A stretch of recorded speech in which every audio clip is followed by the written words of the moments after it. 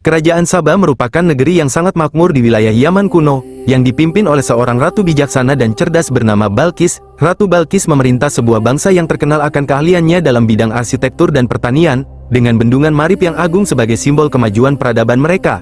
Meskipun memiliki kekuasaan yang luas dan kekayaan yang melimpah, Ratu Balqis dan rakyatnya belum mengenal konsep ketuhanan yang esa, melainkan mereka menyembah matahari sebagai sumber kehidupan. Ia dikenal sebagai pemimpin yang sangat mengutamakan musyawarah. Ia tidak pernah mengambil keputusan besar tanpa mendengar pendapat dari para tetua dan penasihat kerajaannya. Stabilitas dan kemakmuran Sabah di bawah kepemimpinannya menjadikan negeri itu sangat disegani. Hingga suatu hari sebuah kabar tentang keberadaan kerajaan lain yang jauh lebih kuat mulai terdengar di telinganya melalui seekor burung hudhud.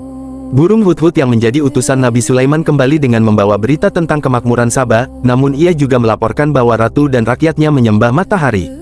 Mendengar kabar tersebut, Nabi Sulaiman mengirimkan sebuah surat resmi yang dimulai dengan kalimat basmalah, berisi ajakan kepada Ratu Balqis untuk berserah diri dan tidak berlaku sombong terhadap kebenaran. Surat yang dibawa oleh hudhud itu dijatuhkan tepat di hadapan Balqis saat ia berada di istananya, yang seketika memicu keterkejutan serta keheranan sang ratu atas cara pengiriman pesan yang ajaib tersebut.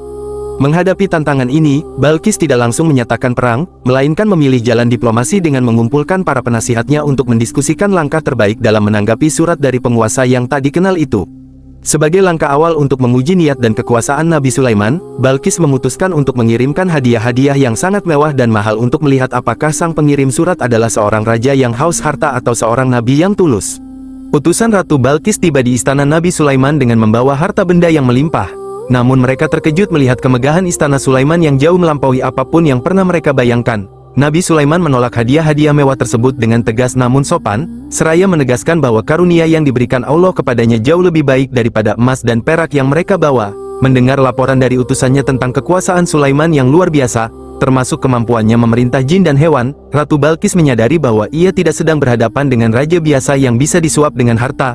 Alih-alih merasa terhina, kecerdasan Balqis menuntunnya untuk berpikir jernih bahwa konfrontasi militer hanya akan menghancurkan negerinya yang makmur, sehingga ia memutuskan untuk datang langsung ke Yerusalem. Keberangkatan Balqis menuju kerajaan Nabi Sulaiman menandai babak baru dalam hidupnya, di mana ia bersiap untuk melakukan perjalanan diplomasi paling bersejarah guna menemui sosok pemimpin yang pesan-pesannya telah mengusik keyakinannya. Sebelum Ratu Balqis tiba di istana Nabi Sulaiman, sang nabi ingin menunjukkan mukjizat kekuasaan Allah dengan memindahkan singgasana agung milik Balqis dari Sabah ke Yerusalem dalam sekejap mata. Seorang yang memiliki ilmu dari Alkitab berhasil mendatangkan singgasana tersebut bahkan sebelum mata Nabi Sulaiman berkedip, yang kemudian diubah sedikit penampilannya untuk menguji kecerdasan dan ketelitian sang ratu. Ketika Balqis sampai dan ditanya apakah itu singgasananya, ia menjawab dengan sangat bijak bahwa singgasana itu seakan-akan memang miliknya. Sebuah jawaban diplomatis yang menunjukkan bahwa ia tidak mudah terkecoh namun juga mengakui adanya keajaiban. Nabi Sulaiman kemudian mempersilakan Balqis masuk ke dalam istananya yang lantainya terbuat dari kaca yang sangat bening dan di bawahnya mengalir air,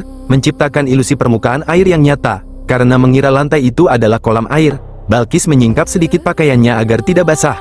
Namun setelah diberitahu bahwa itu hanyalah kaca, ia seketika menyadari keterbatasan penglihatan manusia dan keagungan kekuasaan Tuhan yang disembah Sulaiman. Melihat segala keajaiban dan kemuliaan akhlak Nabi Sulaiman, Ratu Balqis akhirnya menyadari bahwa selama ini ia telah menzalimi dirinya sendiri dengan menyembah matahari.